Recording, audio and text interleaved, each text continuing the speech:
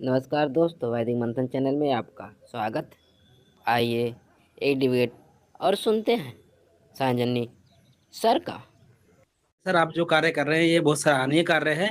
और दूसरा, मैं आपको परिचय देना चाहता हूँ। मैं यूपीएससी की तैयारी करता हूँ और मैं यूपीएससी का ग्रुप भी चलाता हूँ। दरअसल उसमें मेरे जो मित्र लोग हैं वो ब्राह्मण हुँ, हुँ। कम्युनिटी से आते हैं।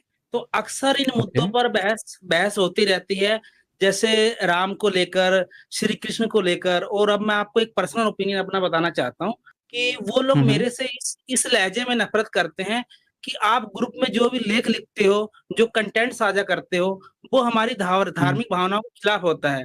तो मैंने उनको यही रखा है, जैसे आपने मेरे को बताया था ना, जिस प्रकार आप बताते हैं, जो संदर्भ देते हैं, मैंने वही हुँ, श्लोक हुँ। मतलब मनुस्मृति के मांस खाने वाला, यदि मांसाहार की बात की जाए, मांसाहार पर कोई लेख है, यदि कपड़े पहनने पर कोई लेख है या महिलाओं के संदर्भ में कोई लेख है, यदि मैं वो संदर्भ देता हूँ तो उनको लगता है कि ये हमारी धार्मिक भावनाओं को आहत कर रहा है। और जबकि संयोग से कैसे? मेरा नाम है, वो उनको लगता है कि आप हुँ। इस पर कटाक्ष कर रहे हो और विकृति नहीं, नहीं, शब्द को आप कटाक्ष नहीं कैसे? जानते।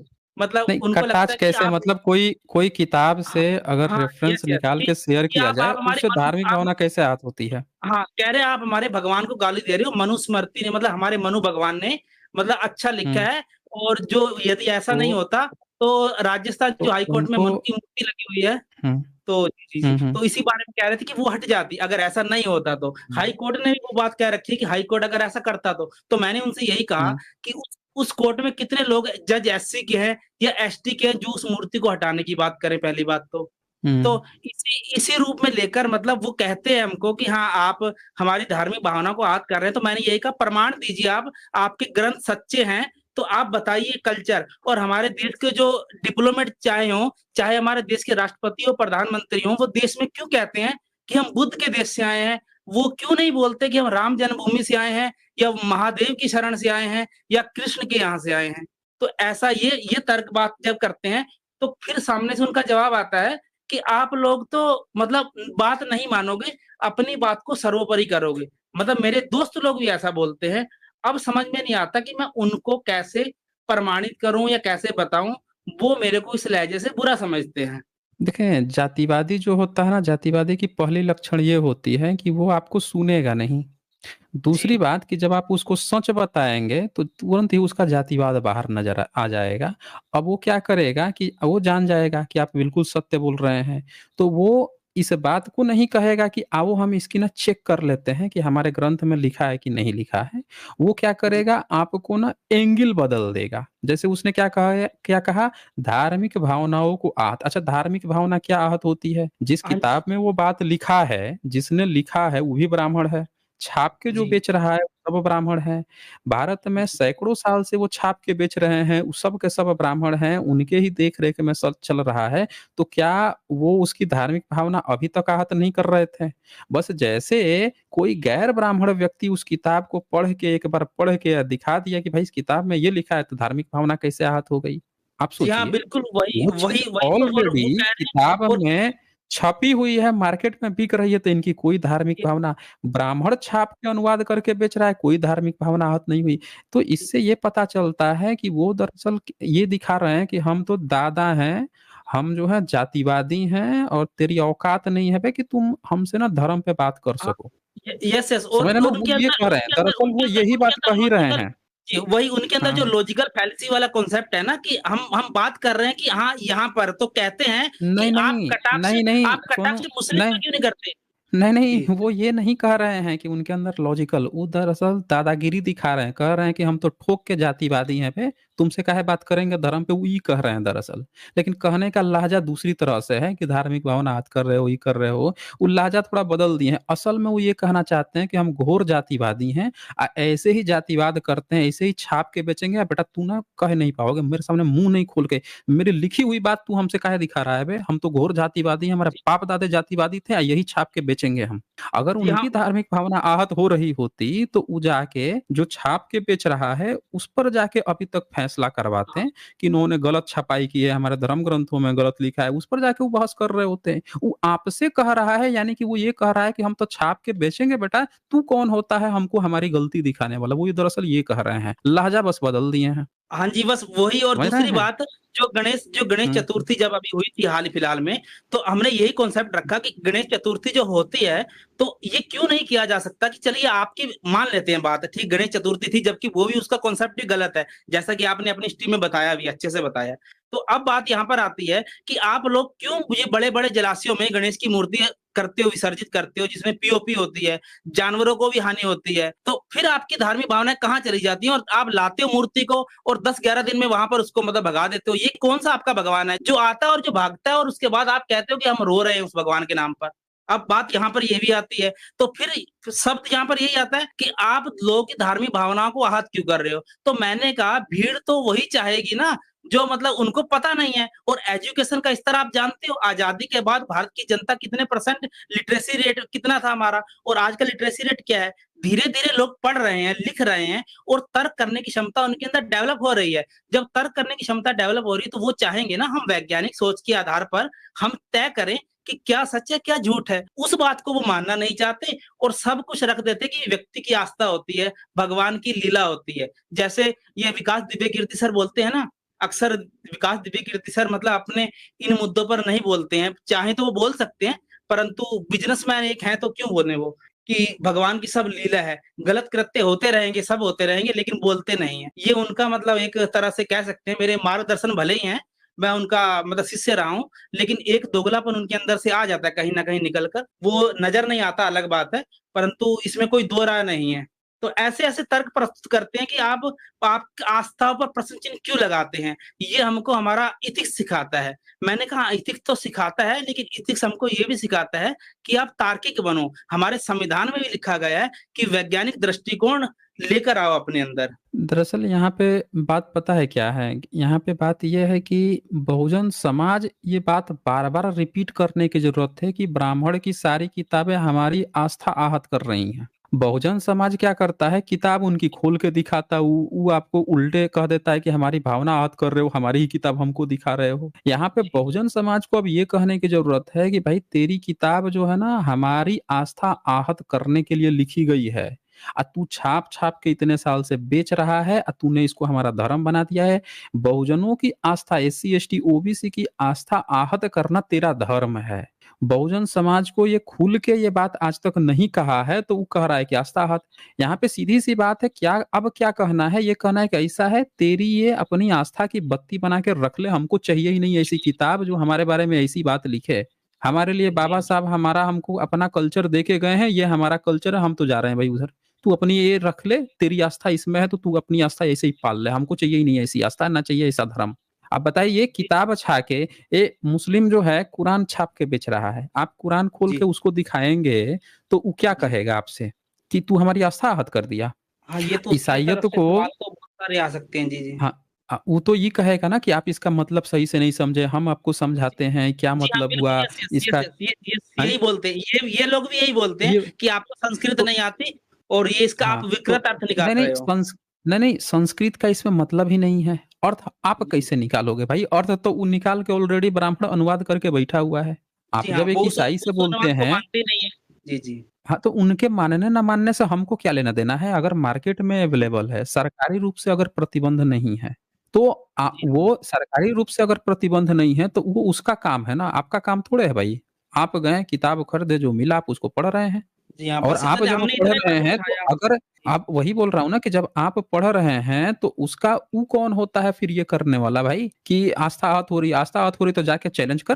तेरे ही बाप दादों ने लिखा है भाई एक भी Bahujan Samaj SC ST OBC even किसी राजपूत ने मतलब क्षत्रिय या किसी वैश्य तक ने भी अनुवाद नहीं किया इनके धर्म ग्रंथों का। पीढ़ी दर पीढ़ी जी ढोके हाँ, ये ले आए हैं, छाप के ये बेच बिल्कुल रहे हैं और मैंने यही आप तर्क जैसे रखा, बात कहेंगे जी, जी। हाँ, तो मैंने अब यही ये तर्क रखा। सीधे-सीधे ये कहने की ज़रूरत है कि बेटा तुम लोग ना ये छाप-छाप के ना हमारी धार्मिक आस्थाओं को ना जो आहत करते आ रहे हो, छाप के जो बेच रहे हो, ये जो तुमने धर्म बना रखा है, हमको ये धर्म चाहिए नहीं, हम तो हमारा बाबा साहब ने हमको धर्म बता के गए, हम तो चल रहे हैं उधर। हमको ऐसी जी धर्म हाँ, ही नहीं चाहिए, मैंने उनसे यही कहा है। जिसको जी किताब हाँ, खोलने पर तुम हम पर ही आरोप लगा दे रहा है बे। पीढ़ी दर पीढ़ी तू ढो के लेके आया, छाप के तू बेच रहा है, हम किताब खोल दे तो हमारे ही ऊपर आरोप लगा दिया कि हम ही आहत कर दिए। हैं? ऐसा धर्म हमको चाहिए ही नहीं, एकदम टाटा बाय-बाय, या जो हमको बिल्कुल नीच यही दिखाता यही हो। कहा। और एक बात और, इन धर्म जी। ग्रंथों में तुम लोगों के लिए खराब काहे नहीं लिखा है बे? जब आस्था आहत हो रही है तो? ये हमारे लिए ही, हमारे समाज के लिए काहे खराब लिखा है? महिलाओं के लिए ही खराब काहे लिखा है? अगर ये कि कोई खराब अनुवाद है, तो तुम्हारी जितनी किताबें हैं उसमें ब्राह्मणों के बारे में ही तारीफ क्यों है? बाकी सबके बारे में खराब बात क्यों लिखी हुई है? ये भी तो बात है ना? जी, ये जी, भी तो जी, देखिए, बिल्कुल यस। अगर और अनुवाद गलत है, चाहे जो भी है, तो ब्राह्मणों की ही अच्छाई क्यों लिखी हुई है उसमें? तो सबके यस, यस, लिए जी सर। भर-भर के गाली दी है। हुँ। यही तर्क दिया कि मैंने कहा ये ज़िम्मेदारी किसकी, अगर आप कहते हो कि गलत लिखा हुआ है, तो आप अपने बाप-दादा की, पूर्वजों की गलती मानने के लिए एक समाज सार्वजनिक रूप से आगे क्यों नहीं आता कि आज से हम इन ग्रंथों की पुनर्व्याख्या करेंगे या पुनर्मूल्यांकन करेंगे और इसमें आप लोगों का सहयोग लेंगे। जितनी बातें हमारे बाप-दादाओं ने लिखी है, हम उसके लिए क्षमा माँगते हैं। आज से जो भी हुआ, लेकिन इस ग्रंथ को आज हम प्रेम और सद्भाव के लिहाज से लिखेंगे। कोई जाति नहीं, कोई कुछ नहीं, आप जैसा लिखना चाहें उसमें लिखेंगे। हम जैसा लिख रहे हैं, मतलब जिस रूप में आपको स्वीकार हो हम वो भी लिखेंगे। लेकिन ऐसा क्यों नहीं करते? जब हमारे घर में मान लो कोई गलती है, तो हम सुधार कहाँ से करेंगे? अपने घर से कहेंगे। यदि हमारे माता-पिता हमको लगता है कि उन्होंने कोई ऐसा गलत कृत्य किया था, उसकी सज़ा उनको मिलनी चाहिए, तो हम आएँगे ना सामने से। तो यही तर्क रखते हैं कि हाँ, आप स्वीकार आज तक किए हो कि आपके ग्रंथ को में गलतियाँ हैं। आप गलतियाँ मानने को तैयार नहीं हो। फिर आप कहते हो इसको विकृत कर दिया गया, मतलब किसी ने विकृत कर दिया गया है। जब आप कह रहे हो आपने लिखा है, फिर कह रहे हो कि किसी ने चेंजिंग कर दिया है और आप गलती भी नहीं मान रहे हो और ये भी नहीं कह रहे कि हाँ, हमसे गलती हो चुकी है या इसको सुधारने का प्रयास करते हैं और वैसे आप मनवाते आ रहे हो। तो ऐसा तो चलेगा ही नहीं ना, एक पक्षीय हमको और बोलते हो और अब आप एक आरोप पक्षीय आप खुद पे बोल उल्टा रहे हो। लगा दिया, और जी, आरोप उल्टे आप पे लगा दिया कि आप ही आस्था आहत कर दिए, किताब खोल दिए उसके हाँ, सामने, जी, जी, उसकी बिल्कुल, धूर्तता बिल्कुल। दिखा दी है उसको, हैं? अब ये मैं इसकी एक किताब खोलता हूँ, आपके सामने एक किताब खोलता हूँ। जी, जी, जी। ये कहते हैं, इनके सारे ब्राह्मणों का क्या कहना है कि भाई सारे ग्रंथ मिलावटी हो सकते हैं, सारे ग्रंथ जो है ना गलत हो सकते हैं, लेकिन हमारा एक ऐसा वाण है, ब्रह्मास्त्र एक ऐसा है जिसको ना दुनिया में कोई आज तक गलत ही नहीं साबित कर सका है, वो है उपनिषद। और ये 13 उपनिषदों का नाम लेते हैं, तो हम इनके 13 उपनिषद में से एक उपनिषद खोल देता हूँ। ये है कौशितकी ब्राह्मणों उपनिषद। जी हाँ, यस, यहाँ यस। लिखा है शानुवाद। दक्षिणा श्री दक्षिणामूर्ति विजयो तेतराम श्रीमत परमहंस परिवाजरकाचार्य सूत्रीय ब्रह्मनिष्ठ आचार्य महामंडलेश्वर अनंत श्री विभूषित। मतलब इतना इनका महामंडलेश्वर का लिखा हुआ है कि कोई चाह के भी इनको गलत नहीं कर सकता। ये देखिए स्वामी महेशानंद गिरी जी महिषानंद महाराज गिरी जी के महाराज जी। हाँ जी, अनुसार। अब मैं इनका एक पहला चैप्टर सीधे खोलता हूँ, सीधे पहला चैप्टर खोल देता हूँ। पहला चैप्टर का आ जाते हैं 10, 11, 12 नंबर श्लोक। 11 नंबर ही देख लेते हैं। ये 11 नंबर है। ये संस्कृत में लिखा हुआ है जी, जी। और इसी संस्कृत का यहाँ लिखा है नीचे अनुवाद। जी हाँ, देवयान मार्ग को प्राप्त होकर वह अग्निलोक की तरफ जाता है और उस स्थान से वायु लोक में जाता है। वहाँ से वरुण लोक में, वहाँ से आदित्य लोक में, वहाँ से इंद्र लोक में, यहाँ से प्रजापति लोक में और ब्रह्म लोक में जाता है। ब्रह्म लोक में अर नाम का सरोवर, इष्टि नाम का समय, विरजा नाम की नदी, इल्या नाम का वृक्ष, सालजय नामक नगर, अपराजित नामक प्रसाद, इंद्र वायु और प्रजापति आकाश द्वारपाल से है। ब्रह्म का विभु नामक सुसज्जित कमरा है। विचक्षणा बुद्धि उसकी गद्दी है। अच्छा बुद्धि, उत्कृष्ट तेज वाला उसका पलंग है। मानसी नाम की प्रिया, चाचुक्षी नाम का प्रतिबिंब है जो पुष्पों के समान जगत को बुनता है। सबकी माता श्रुति रूप और अक्षर श्रुति ज्ञान रूप अप्सराएं और ब्रह्म ज्ञान में वहन करने वाली नदियां होती हैं। हुँ। अब यहाँ जी ध्यान दीजिएगा कि इन्होंने बता दिया कि जब आप ब्रह्मलोक में जाते हैं तो वहाँ पे ये चीज़ें मिलेंगी। अब 12 नंबर में क्या कहता है कि ब्रह्म को जानने वाला, जब आप इनके ब्रह्म को जान गए हैं, जैसे आप आगे बढ़ेंगे तो ब्रह्मा अपने सेवकों से कहता है, जी यश से तुम दौड़कर उससे मिलो, यह विरजा नाम की नदी को फलांग चुका है, अब ये कभी भी जरा मुक्त नहीं होगा। आप जब ब्रह्मलोक में जाते हैं, अब ये देखिए 13 नंबर जैसे आप इनके ब्रह्मलोक में जाएँगे, इनकी सारी चीज़ों का आप पालन कर रहे हैं, इनके धर्म का, इनके ब्रह्म को जान गए हैं, त वहाँ देखिए 500 अप्सराएँ उसे मिलने को सामने आती हैं। अब जी बताइए इनके ब्रह्म को, इनके धर्म को आप मानेंगे, इनके तो ऋषि-मुनि बड़े ज्ञानी-विज्ञानी थे, सब दिन दुनियादारी देख के आए थे। 500 हूरे भी देख के आए थे। मुझसे भी एक्चुअली थोड़ी एक पर्सनल बात बता देता हूँ। मेरी मतलब हुँ, गर्लफ्रेंड थी, वो स्वयं ब्राह्मण थी, तो उन्होंने मेरे से एक शर्त रखी थी कि हाँ, हुँ, आपको हुँ, मतलब शादी का प्रपोजल, अगर शादी करनी है हमसे तो आपको मेरा धर्म बदलना पड़ेगा, मतलब मैं संयोग से सिख हूँ, अब संयोग से उसमें मेरा कोई योगदान नहीं है। तो मैंने कहा ठीक है, धर्म बदलने में क्या, मेरे लिए कोई इतना बड़ा मायने नहीं रखता। लेकिन जब मैंने वास्तविकता जानी कि हाँ, ये तो इनके यहाँ तो ऐसे कर्मकांड इतने बड़े-बड़े होते हैं, तो मैंने कहा नहीं, मुझे ऐसा नहीं करना, और मुझे धर्म नाम की बदलने की बात नहीं है। तो इसी कारण से उसने मतलब मेरे से रिश्ता तोड़ दिया था कि आप हमारे धर्म नहीं, पर नहीं, कटाक्ष नहीं, करते हो। एक एक मिनट सोनू सिंह, एक मिनट, जी। कोई ब्राह्मण नहीं बन सकता धर्म बदल के। अच्छा, नहीं, नहीं, हमको हमको ये नहीं, उन्होंने बोला कि आप हिंदू धर्म हम्म, बदलोगे तो आपको आपके नाम के आगे मतलब हम्म। कुछ हम ऐसा लगवा देंगे, हम धर्म बदलवा देंगे। तो मैंने कहा ये क्या ऐसी फिलॉसफी है? मैंने अक्सर तो सुना है कि यहाँ धर्म में ये तो होता है, मुस्लिम से हिंदू बन जाओ, हिंदू से मुस्लिम, सिख से बुद्ध बन जाओ, बुद्ध से सिख बन जाओ। तो मतलब ये तो पढ़ा है, लेकिन आप कह रहे हो आप में तो जातियां विभाजित है, और फिर कह रहे हो मैं ब्राह्मण कैसे बन सकता ना हूँ? हमको ये नहीं, वाली आप बात सीधे आप। कहो कि हमको ब्राह्मण बनना है ना। आप सीधे कहो हाँ। हमको ब्राह्मण ही बनना है, आप ब्राह्मण बना के हमको दिखा दो, नहीं बन सकते ना। इन पे जी, जी। बहाने होते हैं कन्नी काटने के। अब ये देखें ये क्या लिखता है, इनके ऋषि मुनि लोग आसमान से देख के आए थे कि जैसे आप ब्रह्मलोक में पहुंचेंगे तो 500 अप्सराएं, ब्रह्मा आपको बुलाएगा, देखो ये हमारे ब्रह्म का ज्ञानी महोदय आ रहे हैं। 500 अप्सराएं उनसे मिलने को जाती हैं, उनमें से 100 अप्सराएं, देखिए काउंटिंग है, 100 अप्सरा जो है जी, उसमें से हाथ में माला लेके पहुंचेगी। 100 अप्सराओं के हाथों में अंजन होता है, 100 अप्सराओं के हाथों में चूर्ण होता है, 100 अप्सराएं जो हैं आपको वस्त्र होता है, 100 अप्सराओं के हाथों में जवारात होते हैं, ठीक है। फिर जी, आपको जो ले जाएंगी, उनको ब्रह्म के अलंकार से सुशोभित बनाती हैं, ब्रह्म के अलंकारों से अलंकृत और ब्रह्म को जानने वाला। अब बताइए कपड़ा आपके लिए काहे लिए लेके जा रही है भैया, आपको नहला धोला क्या कपड़ा भी पहनाया जाएगा, ये सारा आपका पूरा मेकअप किया जाएगा वहां पे, ये पूरा जी, जी, अप्सरा काम करेंगी। आप नदी पार के करके गए हो ना, ऑलरेडी नहा लिए हो, तो ये पूरा जी, अप्सराएं जो है वस्त्र वस्त्र लेके बैठी हुई हैं, पूरा कपड़ा उपड़ा बदल के आपको तैयार करेंगे, किताब में लिखा है। अब हमने जी, तो एकदम सीधा साधा सही सही इनका किताब दिखा दिया कि इनके ऋषि मुनि जो हैं 500 अप्सरा ऊपर से देख के आए थे, बड़े ज्ञानी थे ना, बैठे बैठे धरती से आसमान में हूरे देख लिया करते थे।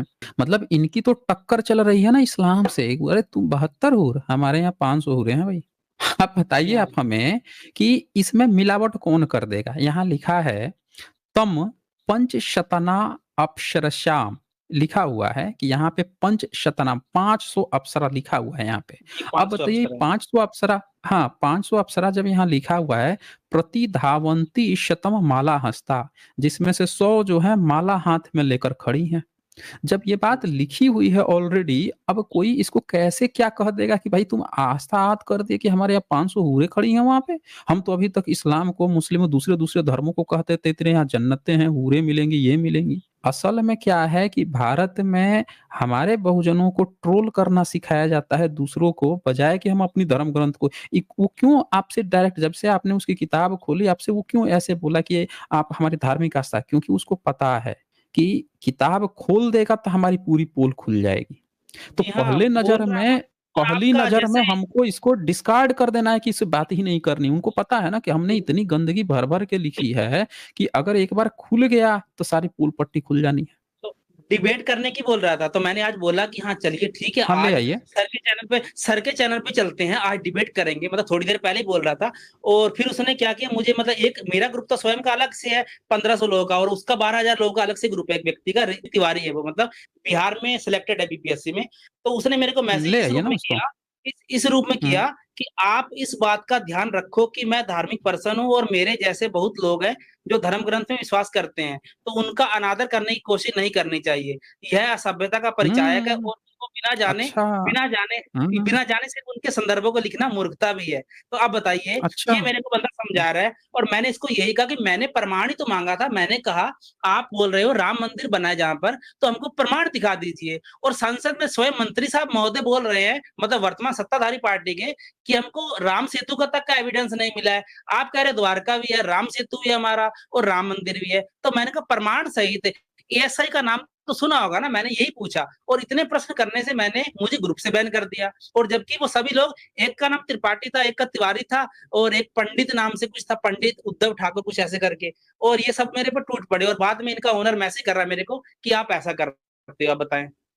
तो कुल मिला के कहने का मतलब ये है कि वो जानता है कि किताब उसकी खुल गई, उसकी पूरी पोल पट्टी खुलनी है। अब इसी उपनिषद का, इसीलिए वो आपसे क्या कह रहा है कि आप हमारी बात का पे क्यों बात का ध्यान रखेंगे? अनुवाद तूने किया है, तेरे बाप दादों ने किया है, पीढ़ी दर पीढ़ी ढो के लेके वो आए हैं। किताब तू हमको दे रहा है पढ़ने के लिए, तो हम तो पढ़ दिए ना सिंपली। हम तो सिंपली पढ़ जी दिए। तो जो लिखा है, अब इसकी एक और किताब पढ़ाता हूँ। इसी चैप्टर 3 में दूसरा नंबर ये श्लोक है। ये ऊपर संस्कृत में लिखा है। जिसको संस्कृत में अनुवाद करना है कर लें, नहीं तो इनके महामंडलेश्वर नीचे ऑलरेडी यहाँ पे अनुवाद करके बैठे हैं। हम एक नज़र बस पढ़ देते हैं। यहाँ लिखा है, जी जी ध्यान से देखिएगा क्या लिखता है। जी माँ विजयानी यत्राय केन च कर्मणा लोको मियते न मातृवधेन न पितृवधेन न अस्तएन न भ्रूण हत्याया नाश्य पापम च न चक्रिशो मुखा त्रीन वेतिति। क्या कहता है, ध्यान से सुनिएगा।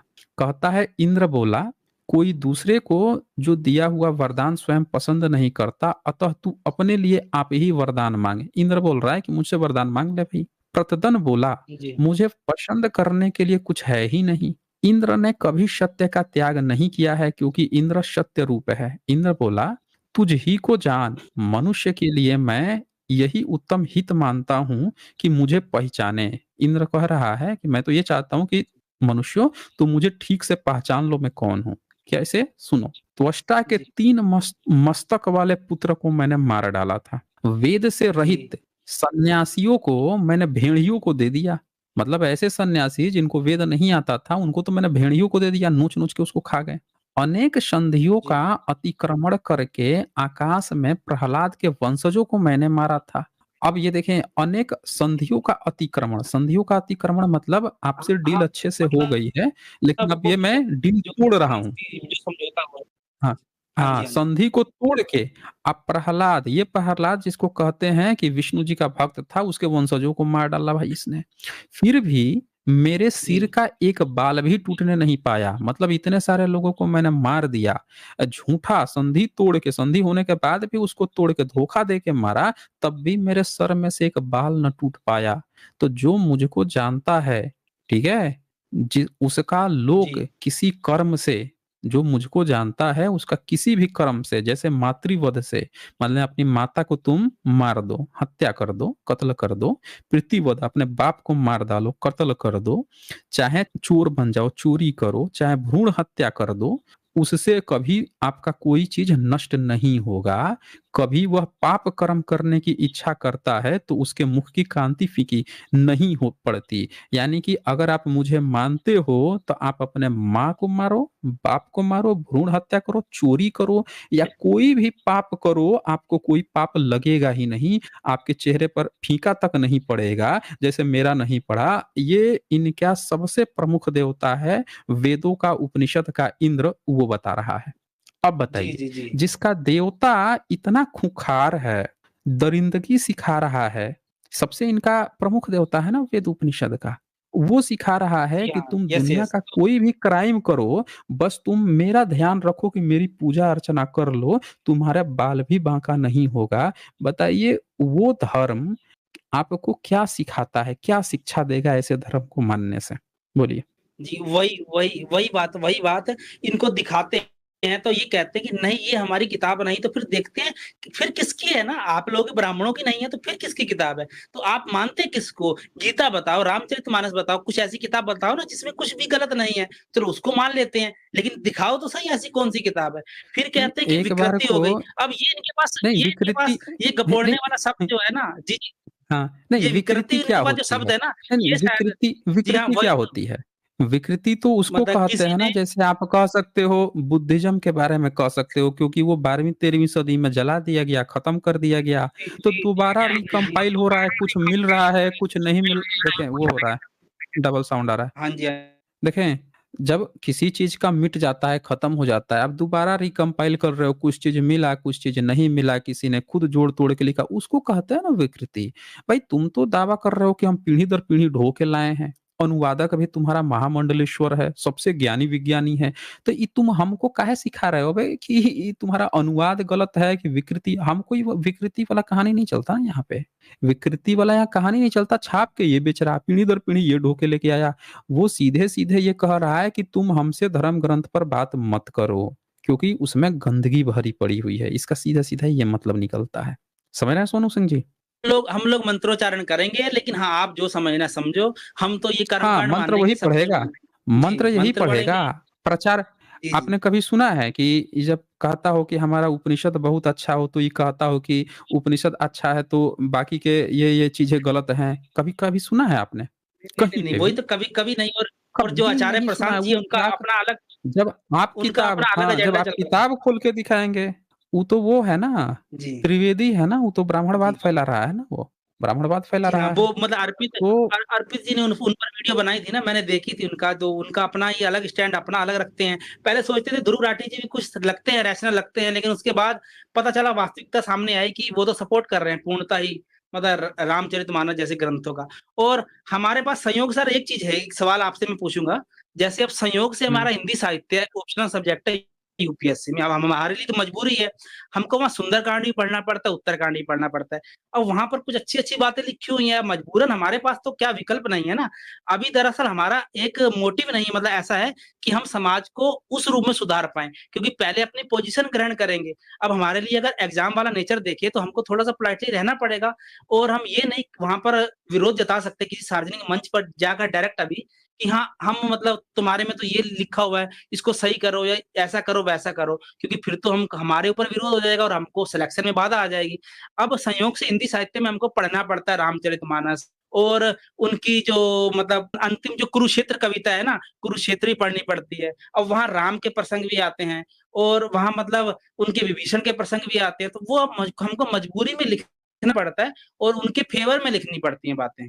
अब हम उससे कैसे टैकल देखिए करें कि जब हम ये हमारे मन में है नहीं कि किसी प्रकार की कोई श्रद्धा नहीं है, लेकिन हमको वहाँ पर बनावटी बातें मजबूरी में लिखनी पड़ रही हैं, राम के सापेक्ष में लिखनी पड़ रही हैं, कृष्ण के सापेक्ष लिखनी पड़ रही हैं, उद्धव, गोपियाँ और वो उद्धव का जो प्रसंग आता है, तो ये कारण ये भी आ जाता है थोड़ा-सा सर। तो इसको टैकल कैसे किया जाए? देखें सोनू सिंह जी, एक बात आप अच्छे से जी, समझिए कि जी। आप एजुकेशन में हैं, वो बनाया है ब्राह्मण ने। हाँ ब्राह्मण जी, बिल्कुल बनाया ब्राह्मण ने है तो सहमत है, बिल्कुल सहमत है। वो वही चीज़ आपको पढ़ाएगा जो वो पढ़ाना चाहता है। हमको जी, अगर चेंज चाहिए, बदलाव चाहिए तो आप जैसे हज़ारों लाखों की लोग संख्या में वहाँ पे पहुँचे। बताइए वो जी। कितनी आसानी से बौद्ध विहारों में बुद्धिस्ट बन-बन के घुस गया, पंचमंगिया फिफ्थ कॉलमनिस्ट बन के घुसा, रहा मुस्लिम के साथ गठजोड़ करके धोखा दिया सब उजड़वा दिया, कब्जा कर लिया। कितनी आसानी से काम किया है, उसने एक लंबा समय लिया ना। जब उसने इतना जी, जी, लंबा बिल्कुल। समय लिया तो हमारे बहुजन समाज के लोग फिर वो भी उनको भी तो लंबा समय चाहिए ना। आप घुसिए, पढ़िए, रहिए। हाँ, बिल्कुल, आप जिस भी दिन वही मौका तरीके से मिलेगा मैं तो अपनाइए ना। इसकी जी हाँ, हाँ, आप बिल्कुल, हाँ, यस, रिसर्च यस, बिल्कुल। लिखिए, भीतर घुसिए, पढ़िए, रिसर्च लिखिए, आप भी रिसर्च लिखिए कि तुलसीदास क्या जातिवादी थे, आप भी रिसर्च पेपर जब आपका सब चीज़ हो जाए तो छाप मारिए आप भी। 2, 4, 10 जी हाँ, किताबें आप बिल्कुल, भी यस। लिखिए और यस, किताब यस, बिल्कुल हम लिख-लिख लिखने का के प्रयास पूरा करते हैं। कोप कोपरनिकस कोपरनिकस जब ये किताब पता उसको चल गया कि पृथ्वी ही सूर्य का चक्कर लगाती है, कितनी जी दूरी हाँ, पर यस। क्यों समर में गर्मी पड़ती है, अब विंटर में ठंडा पड़ता है, दूरी डिस्टेंस का क्या फ़र्क पड़ता है, दिन-रात क्यों कम होता है, जब सब चीज़ उसको पता चल गया लेकिन उसकी हिम्मत नहीं थी पोंपों के आगे, क्योंकि उसने अपने आँखों के सामने देखा था कि पोंप जो है मार देते हैं, जो साइंटिफिक बात करता है, तो कहते हैं हमारे जी धर्म हाँ, ग्रंथ के बिल्कुल। खिलाफ है। तो यस सर, उसने यस सर। छपवा अपने पूरे ज़िंदगी में उसने किताब नहीं छपवाई लेकिन लिख के रखा हुआ था। जब मरते हुए जब बेड पे पड़ा हुआ था, आखिरी साँस गिर रहा था, तब कहा अब छाप दो, अब तो मर ही रहे हैं, अब कोई हमको मारिए देगा तो क्या होगा? अब छापो इसको, जी, छपवाओ इसको। जी, मतलब बिल्कुल। हम अब तो कह जैसे रहे हैं कि आप काम करते रहिए ना भई पैरेलल में, हर चीज़ हल्ला थोड़ी जी, किया जी। जाता है। हाँ, यस, यस, हुँ, बिल्कुल, यस, यस, हल्ला नहीं करेंगे अभी, लेकिन हाँ, वही बात है कि हाँ, हुँ, सुधार के लिए भी थोड़ा लंबा समय चाहिए होता है, ये बात हम स्वीकार कर रहे हैं, और धीरे-धीरे लोगों की हुँ, मानसिकता बदल सकती है। एकदम से तो फिर क्रांति होगी, और क्रांति करने के लिए अभी शायद हमारे पास मतलब हमारा बहुजन समाज इतना सशक्त नहीं हुआ है कि क्रांति कर पाए इस देश में अभी तक। क्रांति करने नहीं दिया हुँ। जाएगा उनको, उनको दबा दिया जाएगा। ठीक है, तो यही है ना, जैसे ओके, जी, जी, okay. Okay sir, okay thank you so much Sonu sir, जी। समय दिया हुँ, आपने इतना। जी, जी, नमो हुँ, हुँ। बुद्धाय। हाँ, नमो बुद्धाय। जय आज बस इतना ही, फिर मिलेंगे हम अगली वीडियो में अगले जानकारी के साथ। तब तक के लिए नमस्कार।